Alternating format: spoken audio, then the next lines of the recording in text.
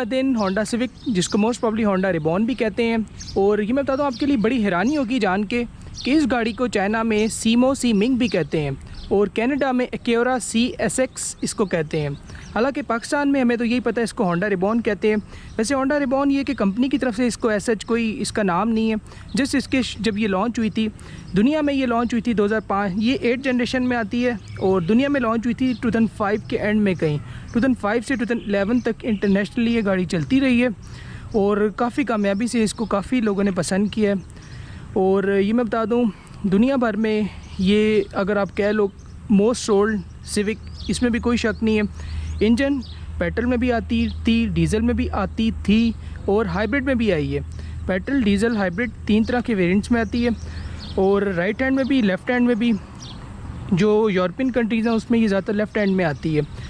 और जहाँ तक इंजन कैपेसिटी की बात है, इंजन कैपेसिटी इसकी 1300 सीसी पेट्रोल, 1400 पेट्रोल, 1600 पेट्रोल और ये 2000 सीसी पेट्रोल में भी आती रही है और 2400 के 2200 पेट्रोल में भी आती रही है। हो सकता है इसमें छोटी मोटी गलती हो जाए, आप मुझे कमेंट्स में ज़रूर लिखिएगा। और जहाँ तक हाइब्रिड का ताल्लुक है, ये 1350 हाइब्रिड चीज़ में आती थी और इसमें टर्बो डीज़ल भी आता रहा है। और मगर डीज़ल के थोड़े बहुत प्रॉब्लम्स की वजह से इंटरनेशनली भी कम ही बिकी है, ज़्यादातर ये ठंडे जो इलाके हैं उसमें बिकी है। इस टाइम हमारे सामने 2007 की होंडा सिविक VTI प्रोस्मेटिक है। पाकिस्तान में ये 2006 में लॉन्च हुई थी, 2006 से 2012 तक, और काफ़ी बिकी थी। जब ये आई थी तो आप कह लो कि इसने धूम मचा दी थी इस शेप ने, इसमें कोई शक नहीं। जहाँ तक हॉर्स पावर की बात की जाए तो इसकी 1800 सीसी सिविक की हॉर्स पावर 140 HP है और इसका 6300 RPM होता है। और ये मैं बता दूँ, ये गाड़ी अगर इसको कहा जाए आप चेंजिंग ट्रेंड उस टाइम, या आप कह लो उस टाइम मार्केट का ट्रेंड इसने बदल दिया था, तो इसमें कोई शक नहीं, क्योंकि ये सिविक की टोटल डिफरेंट शेप है। जहाँ तक फ्यूल की बात की जाए कि इसकी फ्यूल टैंक कैपेसिटी कितनी थी, तो 49 समथिंग था इसका, आप कह लो, यानी फिर लेस दैन 50 एंड 49 प्लस था इसकी लीटर फ्यूल टैंक कैपेसिटी। और जहाँ तक एवरेज की बात की जाए, इसकी एवरेज जब ये ज़ाहिर सी बात है गाड़ियाँ नहीं होती थी तब इनकी एवरेज 11, 12, 13 तक, इवन लॉन्ग पे 14, 15 भी आती रही। मगर अब ज़ाहिर सी बात है गाड़ियाँ पुरानी, इंजन आपको अच्छे नहीं मिलते, कोई बहुत अच्छी संभली हुई गाड़ी हो तो वो आपको मिलेगी, मगर उसकी भी एवरेज अब, क्योंकि वैसे भी आपको पेट्रोल का भी मसला, पेट्रोल अच्छा नहीं मिलता, तो एवरेज 7, 8, 9 इससे ज़्यादा नहीं होती। आग इसकी बहुत मेंटेन है तो वो जाती है 10 तक। लॉन्ग पे जहाँ तक बात की जाए, प्यार से चलाओ विद AC लॉन्ग पे गाड़ी तकरीबन आप कह लो इस टाइम पुराने इंजनों के साथ, क्योंकि इसमें अच्छे कंडीशन का इंजन आपको नहीं मिलता, तो पुराने इंजन के साथ अगर आप कह लो लॉन्ग पे आप जा रहे हो विद AC, आजकल जिस तरह सा गर्मी है, इसमें तकरीबन गाड़ी आपकी 13, 13.5 मैक्सिमम करेगी, इससे ज़्यादा नहीं करेगी। अगर किसी की करती है मुझे कमेंट्स में ज़रूर लिखिएगा। साइड देखी जाए, साइड कोई बुरी नहीं है, अच्छी ग्रेस, गाड़ी की लुक, टोर, और वाकई अगर देखा जाए इस आप कह लो रीबॉर्न के दोबारा सिविक का जन्म हुआ है, इसमें कोई शक नहीं इस बात में। क्लियरेंस ठीक थी इसकी, अगर आज की सिविक से देखा जाए तो इसकी क्लियरेंस बेहतर है।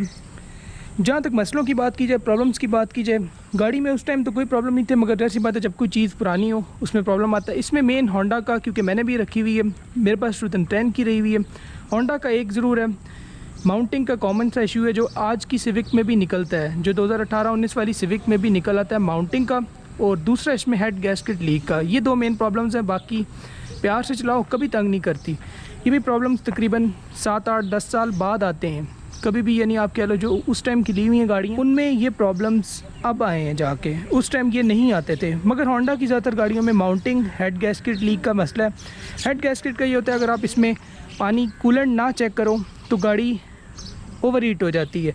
वो यही है, आपको पता भी नहीं चलेगा, एकदम आपका RPM फुल जाएगा। उसमें यही है कि एकदम गाड़ी आपकी हीटअप हो जाती है और आपके बोनट से धुआं निकल आता है, जो एकदम आम आदमी को समझ भी नहीं आती कि हो क्या रहा है। तो उसमें ये होता है, फिर वो समझ लो आपका 30 से 40% इंजन फारिग हो गया है। तो उसका हल यही है कि आप इंजन डलवा लो, नहीं तो इंजन वीक हो गया, और उसका बेहतर आपको पता चलता है सेल्फ से। मेन पाकिस्तान में इसमें उस टाइम मैनुअल भी आती थी, ऑटो भी आती थी। ऑटो में VTI प्रोस्मेटिक और VTI प्रोस्मेटिक ओरियल।